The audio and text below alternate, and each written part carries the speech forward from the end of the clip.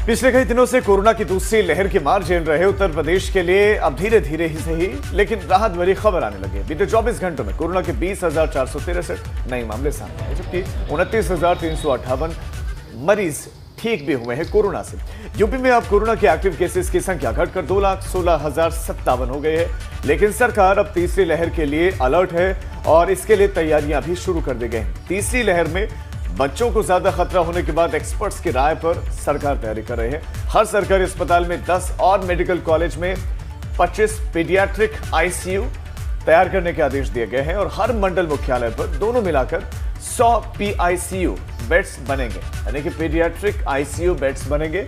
बच्चों के डॉक्टर्स को वर्चुअली ट्रेनिंग देने का भी आदेश दिया गया है। तो दूसरी लहर से सबक, तीसरी लहर के लिए अभी से तैयारियां इस लिहाज से क्योंकि एक्सपर्ट जो कह रहे हैं कि बच्चों पर बहुत ज्यादा इसका असर हो सकता है, प्रभावित बच्चे ज्यादा होंगे, लिहाजा बच्चों के लिए विशेष बेड्स, ये पीआईसीयू पीडियाट्रिक बेड्स बढ़ाने की ये कवायद शुरू कर दी गई है उत्तर प्रदेश में।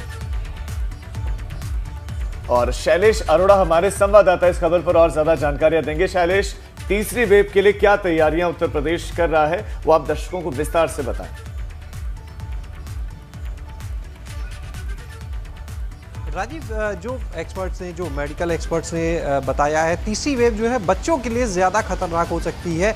इसको देखते हुए मेडिकल एक्सपर्ट्स ने अपने सुझाव जो हैं वो मुख्यमंत्री को दिए। एक जो 12 सदस्यीय कमेटी है उसने भी अपने सुझाव दिए। इसके बाद ये फैसला लिया गया है कि जितने भी मंडल मुख्यालय हैं, जितने भी सरकारी अस्पताल हैं, उनमें बेड्स की व्यवस्था की जाए, पीडियाट्रिक आईसीयू बेड्स की। और इसके लिए एक स्ट्रेटेजी बनाई गई है, यानी स्ट्रेटेजी ये कि जो सरकारी अस्पताल है वहाँ पर 10 बेड का पीडियाट्रिक आईसीयू होगा। जो अगर बात करें मंडल मुख्यालय की, जो मेडिकल कॉलेज की अगर बात करें, वहाँ पर 25 बेड का पीडियाट्रिक आईसीयू होगा। और इन दोनों को मिलाने के बाद जो मंडल है, 18 मंडल है, हर मंडल पे 100 बेड पीडियाट्रिक आईसीयू के होंगे। इस तरह से हम कह सकते हैं कि पहले चरण में जो अभी तैयारी है, तीसरे फेज को ध्यान में रख के 1800 पीडियाट्रिक आईसीयू बेड पूरे प्रदेश में इस तरह से तैयार हो जाएंगे इस स्ट्रेटजी पर काम करके। और इसके पीछे वजह सिर्फ ये है कि जिस तरह से देखिए कोविड की जब सेकेंड वेव आई, अचानक से जिस तरह से कोविड संक्रमण का वार हुआ, तो एकदम से एक चुनौती थी सभी के सामने। बेड्स को लेकर मारामारी हुई, ऑक्सीजन को लेकर मारामारी हुई, तमाम चीज़ें थी, जिसके बाद सरकार ने उनके लिए जो एक जंग थी उसमें आगे बढ़ते हुए प्रयास किए और व्यवस्थाओं को पूरा किया। लेकिन जब तक ये प्रयास हुए, जब तक ये व्यवस्थाएं हुई दुरुस्त, तब तक ना जाने कितने लोगों की जान चली गई। अब तीसरी वेव को लेकर जब पहले से ही अंदेशा है तो सरकार कोई कोर कसर नहीं छोड़ना चाहती। यही वजह है कि अभी से तैयारियां शुरू कर दी गई हैं। इसी को ध्यान में रखते हुए कि भाई बच्चे अगर ज़्यादा रिस्क जोन में हैं, उसमें तो पहले से ही व्यवस्था कर ली जाए, ताकि आगे चलकर अगर तीसरी वेव आती है, कोई ऐसी परिस्थिति होती है, तो कोई समस्या ना आए, जिसको लेकर तैयारी की जा रही है। और सिर्फ पीडियाट्रिक आईसीयू ही नहीं, बल्कि अगर हम देखें तो जो प्रदेश में इस समय कोविड पेशेंट्स के लिए बेड है, हाल ही में अभी ये भी बताया गया कि 1,60,000 जो साधारण आईसीयू के बेड्स हैं, जो अन्य कोविड मरीजों के लिए ओवरऑल, उनको भी कन्वर्ट करने के लिए प्रयास चल रहे हैं। यानी उन बेड्स को भी किस तरह लेवल 2 और लेवल 3 पर कन्वर्ट किया जाए, इसके लिए भी काम चल रहा है, इसकी भी कोशिश की जा रही है। यानी कुल मिलाकर थर्ड वेव के लिए सरकार ने तैयारी अभी से शुरू कर दी है।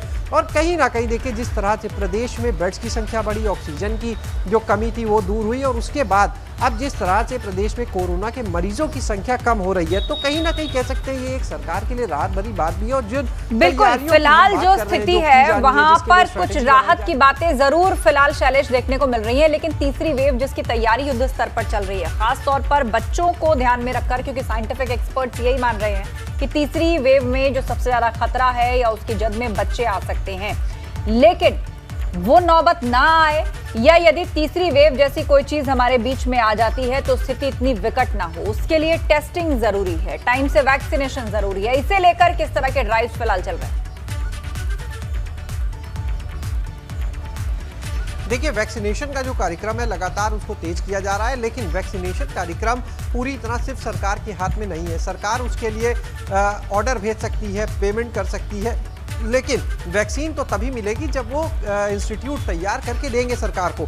देखिए, सरकार ने लगातार इसको लेकर अपनी जद्दोजहद की प्रयास की, और उसी का नतीजा है कि अगर प्रदेश में इस समय जो 18 से 44 साल का वैक्सीनेशन ड्राइव चल रहा है, इस समय जो कोविशील्ड वैक्सीन का, तो हम आपको बताएं, हमने अपने दर्शकों को पहले ही बताया था, ये वही वैक्सीन है जो पहले ब्रिटेन को सप्लाई होनी थी, विदेश में जानी थी एस्ट्राजेनेका नाम से।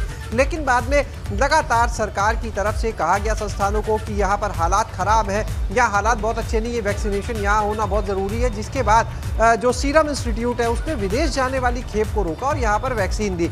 इसके अलावा ग्लोबल टेंडर किया गया है वैक्सीन को लेकर। इसके साथ ही 50-50 लाख डोज के जो ऑर्डर है वो कोवैक्सीन और कोविशील्ड के लिए पहले ही दिए जा चुके हैं। एडवांस पेमेंट 10-10 करोड़ के उनको किए जा चुके हैं। तो कुल मिलाकर देखिए, सरकार इसके लिए पैसा दे सकती है, सरकार इसके लिए ऑर्डर दे सकती है, लेकिन कुछ चीज़ों के लिए निर्भर है सरकार भी उन संस्थानों पर जो इस वैक्सीन का निर्माण कर रहे हैं, जो उत्पादक हैं इसके, लेकिन उनसे कैसे ज़्यादा से ज़्यादा वैक्सीन आ सके, जल्द से जल्द लोगों को लगाई जा सके, इस दिशा में फिलहाल काम चल रहा है। और अगर हम देखें तो इस समय एक तरफ जहां 18 से 44 का वैक्सीनेशन चल रहा है, दूसरा 45 से ऊपर वाले जो लोग हैं उनके वैक्सीनेशन की ड्राइव चल रही है, तो लगातार सरकार को उम्मीद है कि जल्द से जल्द उनको और वैक्सीन मिलेंगी और ये जो ड्राइव है, ये जो अभियान है, ये और तेजी से चलाया जा सकेगा। सरकार भी यही चाहती है कि जल्द से जल्द कैसे लोगों को बचाव के पहले ही बचाव कर लिया जाए, उनको इन्फेक्शन हो ही ना। मुख्यमंत्री ने भी कहा कि उपचार से जरूरी है बचाव, इसलिए पूरा फोकस इस समय बचाव के ऊपर है कि ना लोग बिल्कुल बचाव के ऊपर है, उसके मैनेजमेंट के ऊपर है, टेस्टिंग और वैक्सीनेशन इसमें तेजी आए, इस पर फिलहाल फोकस किया जा रहा है। आप बने रहिए शैलेश हमारे साथ, आगे भी हम आपसे चर्चा करेंगे, लेकिन अपने दर्शकों को बता दें कि उत्तर प्रदेश के अंदर होम आइसोलेशन वाले मरीजों को लेकर सीएम ने अहम फैसला लिया है। कोविड मरीजों का हाल जानेंगे इलाके के सांसद और विधायक। होम आइसोलेशन वाले मरीजों की विधानसभा वार लिस्ट बनाई जाएगी और इस लिस्ट के हिसाब से इलाके के विधायक सांसद को ये जिम्मेदारी दी जाएगी। मरीजों को मिलने वाली मेडिकल किट की भी वो जानकारी रखेंगे, मतलब जिसके संसदीय क्षेत्र या फिर जो जहां से विधायक है वहां पर होम आइसोलेशन में कितने लोग ट्रीटमेंट करा रहे हैं उसकी एक लिस्ट बनाई जाएगी इलाके के हिसाब से, और वो लिस्ट सांसदों और विधायकों के पास होगी जो सीधे तौर पर जानकारी रखेंगे और उन लोगों के बारे में, उनके हालचाल के बारे में जानेंगे, मेडिकल किट की जानकारी लेंगे कि क्या सभी लोगों को मुफीद इलाज मिल रहा है, मेडिकल किट या कोई बीमारी से जुड़ी हुई कोई ऐसी चीज, कोई कमी लोगों के लिए ना रह जाए। ये पूरा अपडेट और इसकी जिम्मेदारी अब विधायकों और सांसदों के लिए होगी।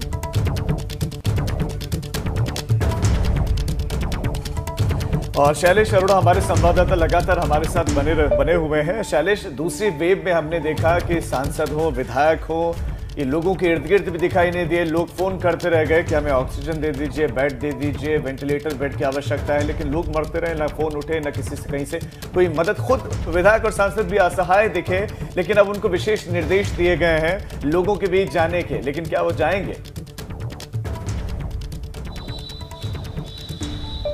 देखिए, इन लोगों को फ़ोन कॉल करके जानकारी लेनी है कोई बहुत बड़ा काम नहीं है ऐसा कि जिसके लिए उन्हें कुछ बहुत ज़्यादा मेहनत करनी पड़ेगी, लेकिन निश्चित रूप से देखिए ज़रूरत है।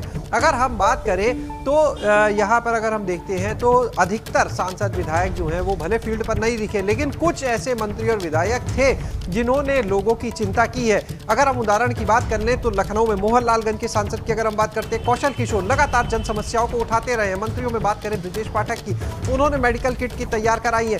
इसी तरह कुछ और मंत्री विधायक हैं जिन्होंने कोशिशें की हैं, लेकिन सिर्फ चंद लोगों की कोशिश से इस समय महामारी का युद्ध चल रहा उससे नहीं लड़ा जा सकता। यही वजह है कि अब सरकार ने तय किया है कि जो सांसद विधायक है वो अपने यहाँ जो उनके विधानसभा क्षेत्र में लोग आते हैं उनसे संपर्क करेंगे, उनसे जानेंगे कि उनकी हालत कैसी है और दूसरा उन्हें क्या मेडिकल किट मिली है या नहीं मिली है, कोई दिक्कत तो नहीं आ रही है। क्योंकि कहीं ना कहीं देखिए लगातार जनप्रतिनिधि ही हैं जो ये सवाल उठाते रहे हैं कि लोगों को ऑक्सीजन बेड की समस्या आ रही है। जब मुख्यमंत्री बरेली दौरे पर जाते हैं तो एक केंद्रीय मंत्री भी उनसे इस तरह की शिकायत करते हैं। तो हर जगह से इन चीज़ों की जब शिकायत आ रही है, जनप्रतिनिधि ही सवाल उठा रहे हैं, तो अब जनप्रतिनिधियों को जिम्मेदारी भी दे दी कि ठीक है, जनप्रतिनिधियों को जिम्मेदारी दी गई है। शैलेश, बहुत शुक्रिया आपका इस जानकारी के लिए। अब देखना ये होगा कि क्या एक आम आदमी को विधायक साहब या सांसद साहब फोन करके जानकारी लेते हैं या फिर नहीं, इसको विशेष तौर पर ट्रैक करेंगे खबर को। अब खबर गाजियाबाद से।